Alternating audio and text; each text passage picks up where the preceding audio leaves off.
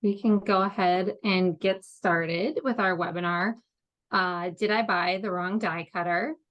So today we'll be talking with Zach Haddock. He is our regional sales manager for Preco. He will give about a 20-minute presentation. We'll have some question and answer after that.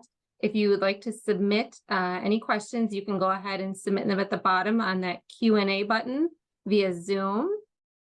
And then we will send this out as a recording. The session will be recorded, and we send this out at the end of the week. Zach will go through what is the difference from a die cutter to a rotary. What does each do really well? The cutting dynamics. What role does material play? How do I choose? And case studies. Zach is a Kansas City native. He has been with Preco since 2007. He's presented at numerous trade shows and can be seen in the Tech Tips video series on Preco's YouTube channel.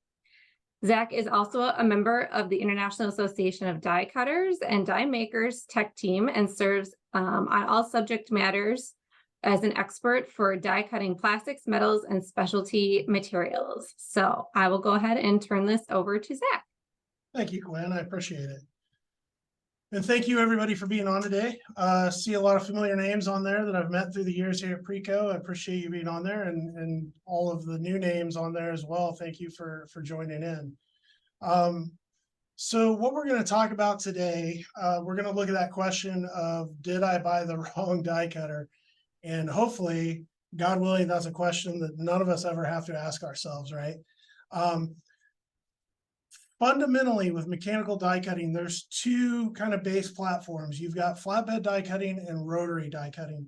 And there's some preconceived notions about those two that can tend to influence people in the direction they might be thinking about going when they're looking at a new piece of equipment, be it for a market they want to expand into, be it maybe a job that they've gotten and they've got maybe some massive looming volumes that they've never had to produce before. So we're going to look at a high level, we're going to look at both of these platforms and pose some questions, hopefully answer some questions, and kind of give you a general rule of thumb to where to start thinking when you're narrowing down on that next piece of equipment. So let's start off and let's just look at the basic differences between flatbed and rotary die cutting. So on the left side over here, you can see we've got a flatbed die cutter.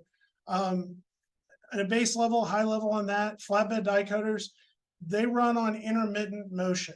So what that means is we're doing a step and repeat. Okay, we're going to move the material in, the material is going to be stationary, and then we're going to cut it while that material is stationary. Because of that, because they're flat and because the material is being cut in a stationary, we use a stationary position. It cuts with complete rule contact. And what that means is that the entirety of all that die rule is plunging through the material at the same time. You can think of it as an analogy of you're making your Christmas cookies and you've got that cookie cutter that's in the shape of the gingerbread man, and you're pushing all of that shape of his body through the dough at the same time. They're pitch independent. So what that means is because we've got a programmable length that we're indexing the material in, we can have our pitch center to center on our parts be whatever we want.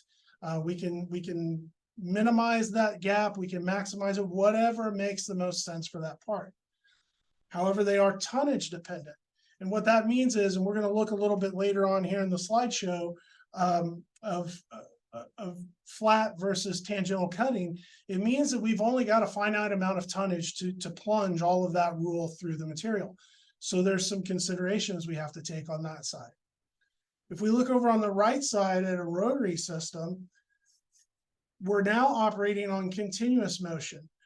The rotary never stops moving. It's a continuous flow of material. The cut is actually happening as the material rolls through it. Equate this, if you've ever seen the ravioli cutters, if you see them, they roll that cutter through the ravioli dough and it's cutting as it moves through. Same thing with the rotary.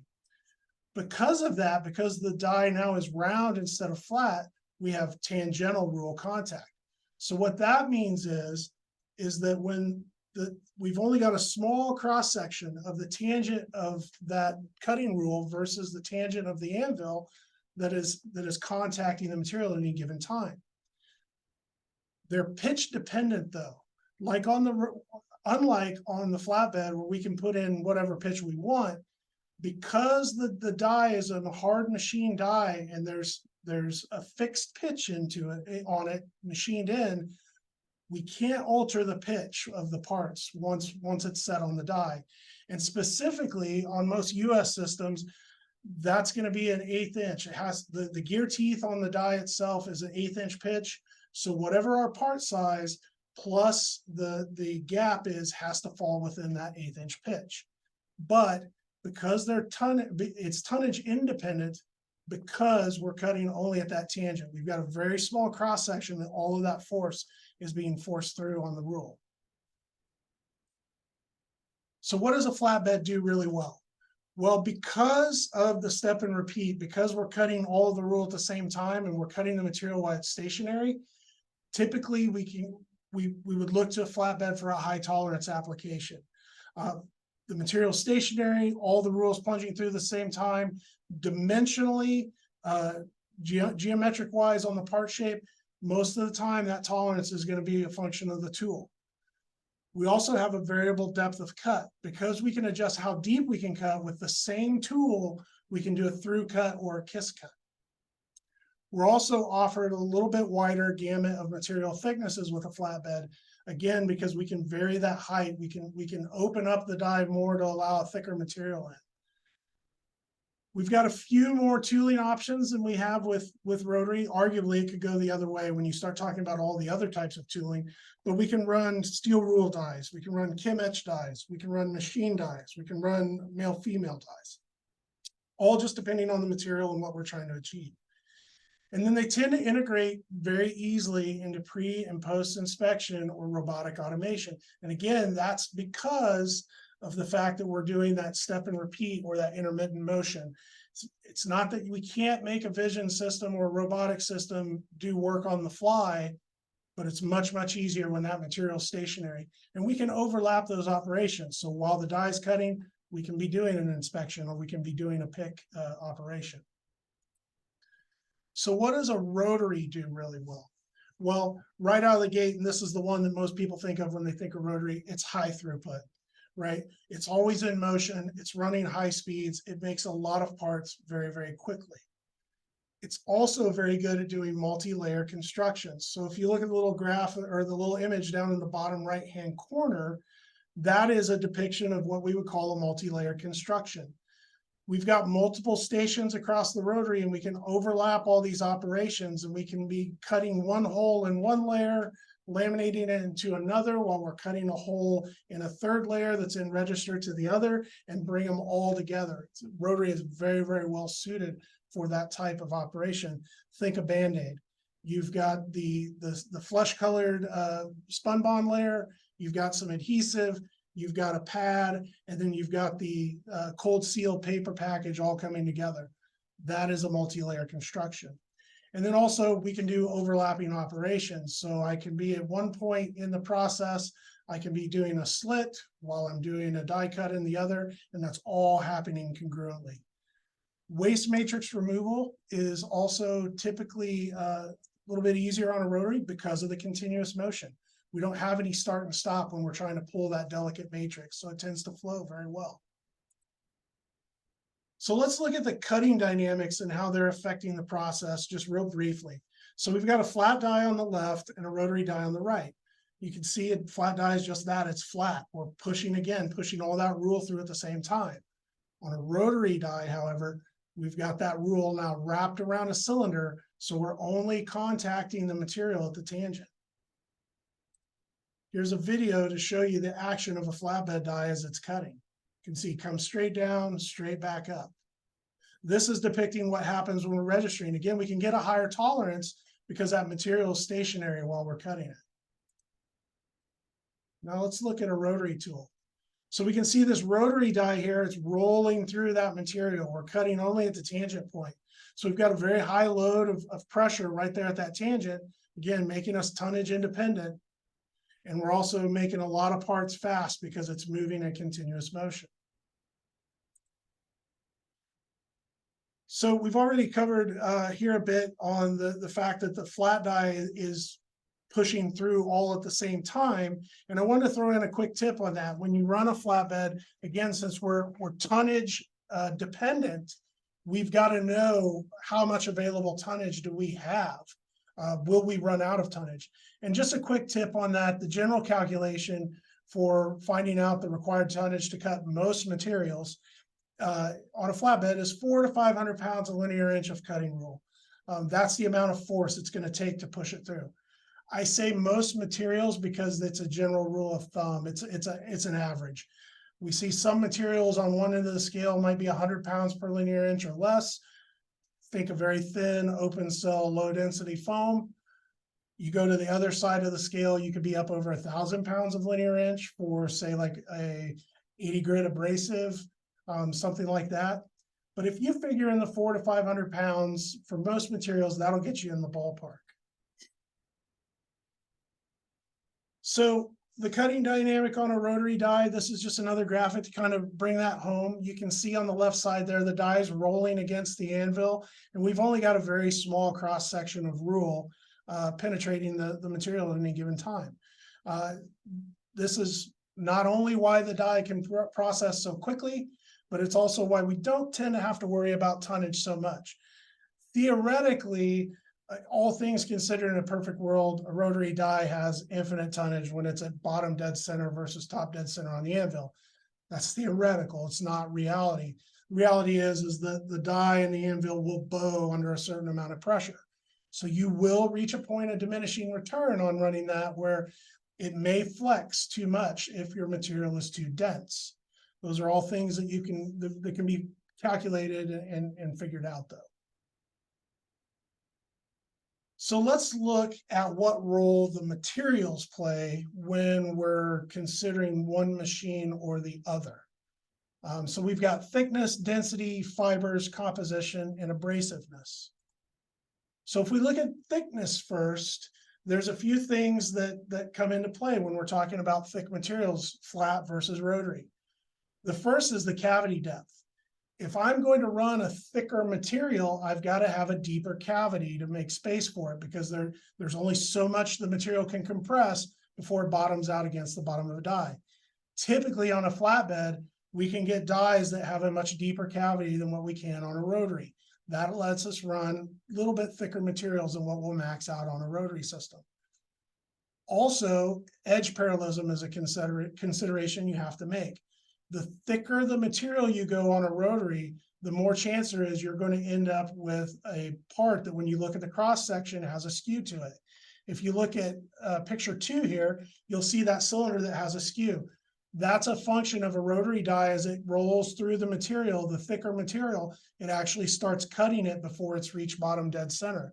And so you end up with that skew on the part.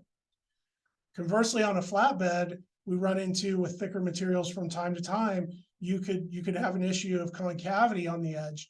There's things that we can do to fix all of these problems, but there are considerations that you need to take into play. Next, we have density. This really comes back into our tonnage calculations. Are we cutting a low density open cell foam? Are we cutting a heavy abrasive? Are we going to have enough tonnage? Are we going to have to really load that die? On a rotary die, if we run into an issue of where we are putting too much tonnage on it, might start flexing it, we might have to consider going to a narrower tool so that it has some more rigidity. And then, of course, ejection comes into play. We've got quite a few options on both flat and rotary for ejection, but typically we've got a little bit more room to play with that on a flatbed. Fibers. Another consideration, so rotary is already very well suited by the nature of tooling to cut fibrous material. There's no rule joints. All of the dies are going to be machined. We can put ruleless joints dies on a flatbed as well. In number 1 there, the Kim etch die you see, that can be run on a flat or a rotary. But the other option we have on a flatbed is we can cut into a pad versus cutting against steel. On a rotary, we're pretty well tied into needing to cut against a steel anvil. On a flatbed press, we've got a few more options if we actually need to bury the blade into something. Composition. This is probably one of the biggest determining factors when we're looking at our systems. So let's look at gels. Gels are very well suited for rotary, hydrogels, hydrocolloids, all of those. The reason being is because they thrive on fast throughput. And when I say that, it's because they tend to heal after we cut them. So the quicker we can cut them and get that matrix stripped away, the easier life is. And one of the nice advantages of a rotary system is we can strip that matrix immediately after we cut it. We can strip it right at the tool, and it's all happening in a fluid motion, and it's happening pretty quickly. The same thing is said of true of really nasty adhesives like VHBs. Probably shouldn't call them nasty. They're just sometimes can be nasty to work with. I think we all know that. Those bode well to rotary. They're done a lot of times flatbed, and we can do it flatbed most of the time, but we have to take more considerations in how we rubber the die so that we don't force those back together and heal them. And then there's metals.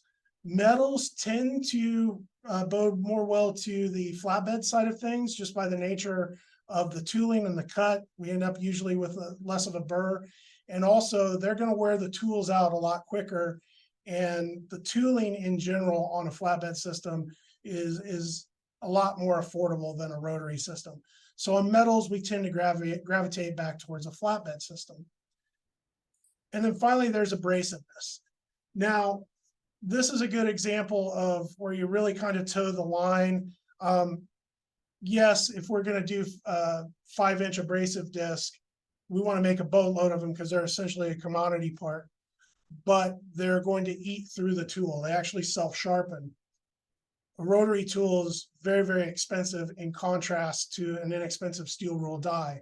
So typically, most abrasive projects will go onto a flatbed system, if nothing else, because we're talking about a couple hundred $100 die versus a couple $1,000 die. And it's not just the die. If you see in section 2 here, that's a cutting plate. Those aren't die strikes. That's actually just the abrasive material wearing into the cutting plate. That same thing would be happening to our anvil if we were on a rotary. So it's more of a cost benefit type situation. So how do I choose? Well, the first question is always going to be, if you come to me and you say, Zach, I've got this project, I need a new piece of equipment for it, I'm at max capacity on everything else, which way do I go? Do I go flat or rotary? These are the questions I'm going to ask you right out of the gate. First off, I want to know what the material is. How thick is it? How dense is it?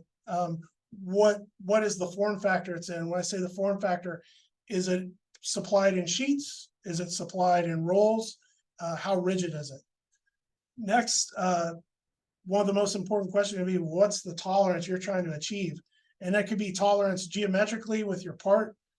It could be tolerance with a print to cut register or a cut to cut. Those all play a big part in it. Again, flatbed, we tend to see better tolerances because of that intermittent motion. Remember, in the rotary system, even though that die is machined very, very accurately, it is constantly in motion, and so is the material. And the only way you're going to get a true one-to-one match on that is if the two of those are going perfectly at the same speed. That's not the reality we live in. They're very good, but not as good as what we can get on a flatbed. Part geometry will matter as well. So what is the shape of the part? Is it a very, very small part that I want to run through a male-female die? Is it a larger part that's long and narrow, and I just need to feed them out and chop them off? Single or multi-layered. If it's multi-layered, we're almost assuredly going to start eyeballing that rotary pretty hard because they're very well suited for that type of part. And then what needs to happen before, during, and after the cut? Are we stacking it? Are we shingling it? Are we inspecting it? What's happening on that end? And then the big question is what are the volumes? Are we talking thousands of parts a day, or are we talking tens of thousands of parts a day? That will skew us in one direction or another. So I've got a couple case studies here I want to look at, and these are both examples, one going each other way, of when a customer came to us asking for a certain piece of equipment, but after we dug a little bit deeper, it really, we pointed them in the direction of the opposite of what they were asking for. Well, that sounded weird. They were asking for, say, a flatbed, but hey, maybe this is a rotary or vice versa. These are fairly close analogies. Of course, they're not exactly the same. The names and faces have been changed to protect the innocent. So, so let's look at this one here. In this particular instance, a customer came to me, inquired about a rotary system for processing some little fiber disc. They needed to have 1.5 million per month, high volumes, right? And the material could be supplied in either a sheet or a roll. So we start rolling through those questions, right? What's the material? How's it supplied? What's the tolerance? Okay, so we get a drawing and we start looking at the tolerances. Right out of the gate, the ID OD tolerances on this part, they're not out of the realm of what we could do on a rotary. The concentricity is getting kind of on the edge of what we would look for, only because to ensure we'd eject that ID, we would probably want to split this into 2 dies and do the ID and then re-register the OD. We're probably on the edge of that plus or minus 4 thousandths, but that's not our gotcha. Our gotcha is the flatness requirement, 10 thousandths of an inch flatness. I guarantee you on this material, 20 thousandths thick, polymer material, if it's coming off a roll, it's going to have a curl set and it's going to be outside of that plus or minus 10 thousandths. So what that means is we really need to run this in sheets. That points us back at a flatbed system. A rotary, technically we could feed sheets through it, but that's not what they're designed for. So then we crunch the numbers. Can we meet those volumes? And this is really where the rubber meets the road, right? So if we look at this on the rotary, if we do 120 tooth die, tooth count die, 36 parts on the die, we figure 50 feet per minute running on that, and a 75% efficiency, meaning that 15 minutes of every hour is dedicated to the machine stop for roll changes, bathroom breaks, lunch breaks, whatever. We end up with our 5-day work week, we're at 2 million, a little over 2 million parts, easily meeting our monthly demand on the rotary and then some. Got a lot of extra capacity left. But if we look at the flatbed, we're 12 parts on the die, 75 strokes a minute, same 75% efficiency. Well, look at that. In the work week, we can still meet our monthly demand with some room to spare, 1.62 million parts a week. We got there with flatbed. We got there faster with rotary, but we got there with flatbed, and we got there with a lot less headaches and a lot better chance of making parts that pass inspection due to the tolerances and constraints that the customer was asking for. So this was an instance where they came in asking for rotary, but realistically, flatbed is the better option for them. So let's look at the flip side of that coin. We had another customer came in that was asking for a flatbed system to cut some 48-inch long strips. They're 48 inches long by 4.5 inches wide. It's basically an adhesive material on a liner. And they want to put a 1/4-inch kiss cut tab on the end of it to make it basically a crack and peel so you can open it up. On the surface, this is a perfect candidate for a flatbed. Remember, we're pitch independent. I can put whatever length I want in there, have it index and cut it. The gotcha on this is that they want to give us the rolls in 18-inch wide rolls, and they want to slit it into 4 individual lanes and then cut it. The reason this is the gotcha is because I have to slit it before I cut it. So that means I've got 4 individual lanes going in a step and repeat motion through the flatbed system. And that can be really difficult to control and make sure that all 4 of those lanes stay aligned so that I have that consistent cut going across them. Conversely, on a rotary, when we're running everything nice and smooth and intermittent or continuous motion, we can put a camming function on that and then slit those and go directly into the die and cut them to length. Very, very simple operation. And actually, this is one of those weird ones where it actually runs a little bit slower on the rotary. But if we look at it, they're only looking to do 24,000 a week. We can easily hit their volumes flat or rotary.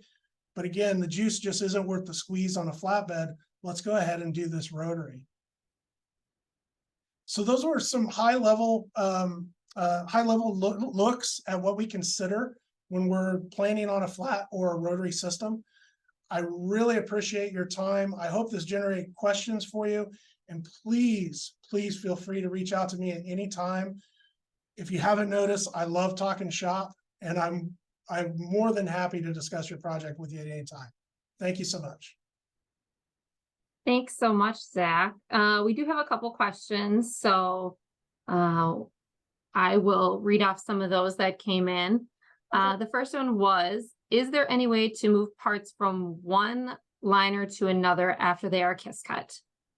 There is, and what this is typically referred to as liner transfer. And this is one that's very well suited for rotary processing. Now, this is also, there's always gray areas. You know, I talk about this or this, but there's always shades of gray. Yes, rotary is pitch dependent until we do a liner transfer. So what happens is that part is kiss cut to a liner, and then we bend the liner down, the part actually pops off of it, and it goes onto another liner. Because we can gear those two separate stations to different speeds by percentage, we can take a 1/4 inch gap and we can make it a 7/16 or 15/32, whatever you want. So yes, that is possible. Perfect. So I have the next question. Which time, I assume it will be type of system, would be best if I have a part that is offered on multiple liner thicknesses? Yeah, so again, there's some shades of gray in this one. I'll tell you right out of the gate, if you have multiple thicknesses, multiple liner thicknesses, things like that, a flatbed is much quicker and much easier to set up for that. It's just an adjustment of your depth of cut. On the rotary side, it can be done, but it's done through the use of either a variable bear system or a stepped anvil system. The variable bear systems and variable anvils, they're very nice. They're also very expensive, and they're very easy to wreck a die on. The stepped anvils, they're essentially what it is it's got a machine groove in it. If you go from a 4.2 mil liner to a 5.2, you put a 1 thou stepped anvil in, but it involves taking the die out, replacing it with the anvil, putting the die back in, and you have to do that for every liner change. Versus on a flatbed system, it's just punching a number in, essentially. Perfect. Our next one comes and it says, are there any major differences maintenance-wise between a flatbed and a rotary? Not enormously. They're both fairly low maintenance. The only difference being on a flatbed system, if it's hydraulic, you've got some fluids that you need to keep up on and check. Rotary, at the end of the day, there's really not that many moving parts on it. You've got a few lubrication points you need to hit, your basic clean your filters and lubricate your bearings. But they're both relatively low maintenance. Excellent. Can you explain what pitch and tonnage is, Zach? Yep. So when I refer to pitch, that's basically the repeat of the parts as they go down. So if you look at it and you've got say you've got your material laid on the table with parts kiss cut on it. Yeah, I'll show you. Here's a perfect example I had sitting on my desk. So the spacing center to center on these parts, that's the pitch. So I don't know what it is, but say it's 1.5 inches here to here. We have a 1.5 inch pitch.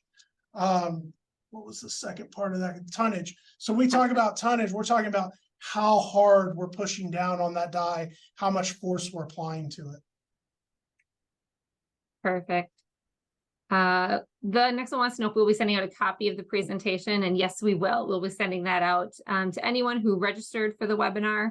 We'll send that out by the end of the week. The next one for you, Zach, is can you utilize slug removal built into a rotary die? Absolutely, you can. And this is a real good example of crossover. So with flatbed dies, We have either a male-female die or more specifically a bolster die where you have a feed through punch and those slugs are actually going up through the die. You can have a feed through rotary tool as well, and it works in the exact same fashion as it does on the flatbed tool. Only caveat being is those slugs have to come out through the journal on the die, and that journal is usually either an inch or 2 inches, depending on the size of the die.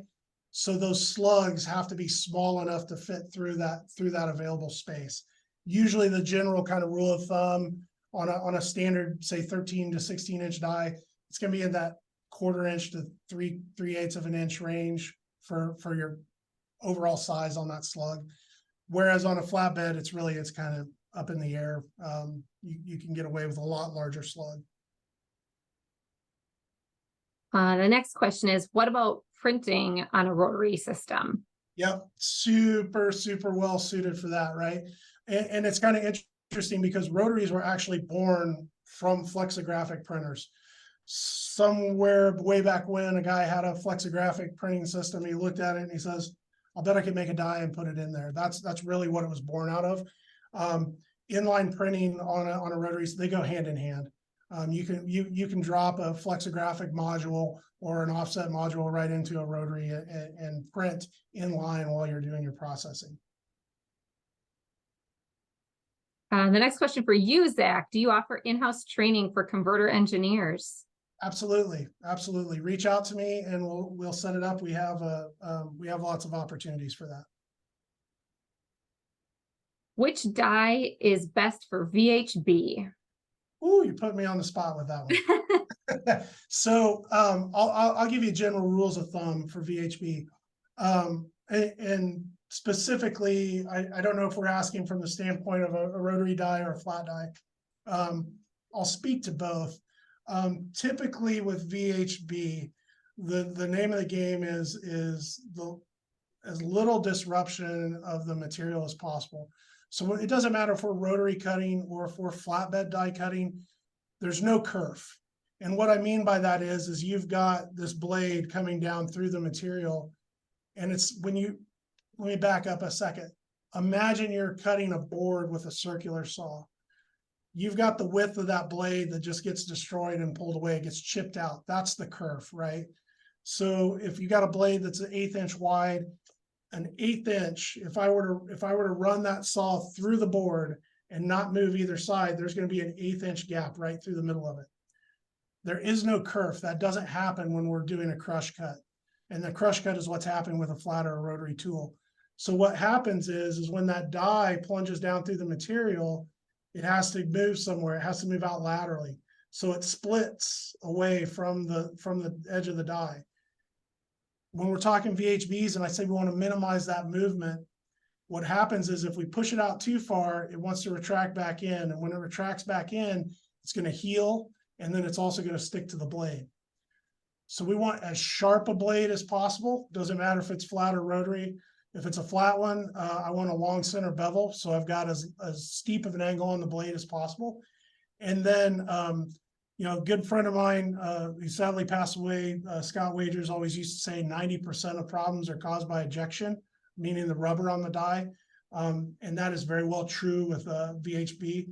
So we want to minimize the amount of ejection we put on it, rotary or flat. We want just enough to make sure that part kicks out of the cavity, because the more ejection we have on it, the more it squeezes that adhesive back together. So. Good answer. So for the next one, can you cut 3, give me that, thousandths? Yep, 3/1000 film on the rotary. Yep. So just general answer is yes, of course. Of course, it depends on the material. Rotary dies, the depth of the cut is built into the tool, and it is very, very precise. But you can cut thin films on a rotary. Of course, there's always the caveat or the asterisk up there of what is the material. So, and a prime example of that, do you want me to cut 3/1000 thick titanium? I can for a while, but the die's not going to last. So. Great. Is 50 FPM standard for most materials on a rotary? No, there is no real standard for speed on a rotary system. 50 feet per minute is kind of an easy number to throw out there for calculations. The realistic answer when we're looking at rotary throughput, most typically the gating factor on the speed is how quickly we can collect the parts, not how fast we can make them. Because if technically a rotary can run 150, 300 feet per minute, that's making material fast. And there's a lot of inertia behind those parts now when they're coming out. And if we're trying to collect them in a controlled manner, that could be really difficult. The other side of that is if there's laminations and other things going on, the adhesives or the materials may not play well with those speeds. That the question of what's a standard speed is one I get asked a lot. I also get asked how long will a die last? And those two things I have to give the same answer that nobody likes. It depends. It depends on a lot of variables. There's a lot of variables in play there. What I'd recommend is getting in contact with us, and we can start doing some math, doing some estimating, and doing some testing and see what it'd really take. Excellent. So that was our last question. I'll leave it open for just we have another one. If you have two up in a rotary, what is the skeleton width to be able to remove the parts? That's another one of those it depends questions. So the material has a big part to play in that. If I've got, let's just say I'm cutting a 10 mil PET, pretty robust, strong material. I've got nice radius corners in it, so I don't have to worry about it cracking and busting. We can go down to a pretty thin matrix at that point. Call it a 1/16 of an inch, maybe 3/32 in that range. Conversely, if I'm cutting a hydrogel and that stuff, you look at it too hard, it's going to snap. I've got to have a wider matrix there.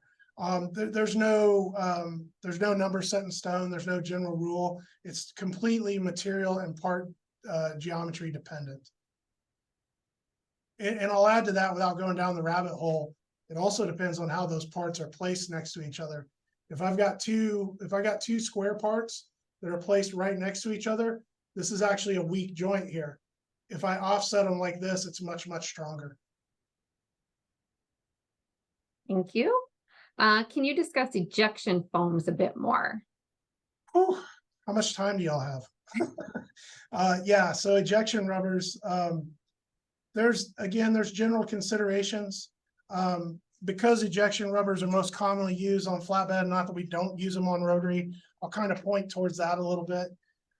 General rules of thumb, the rubber needs to be about a 1/16 of an inch higher than the tip of the blade.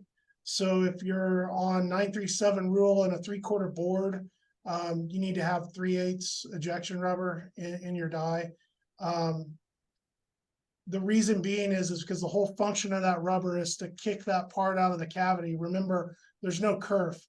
So the part that we're cutting is actually exactly the same size as the rule that's coming in. And it wants to push up in that cavity. So it's a friction fit. That's what the rubber is doing and popping it out. We'll tailor the density of the rubber, the composition of the rubber wildly depending on the material that we're running. But in general, I'm a big fan of using the minimal amount of rubber you need. Most die makers will do what they call a full rubber, where they'll just rubber the whole die. That works, 8 out of 10 times. But a lot of times, again, like my friend Scott used to say, most problems are caused by rubber.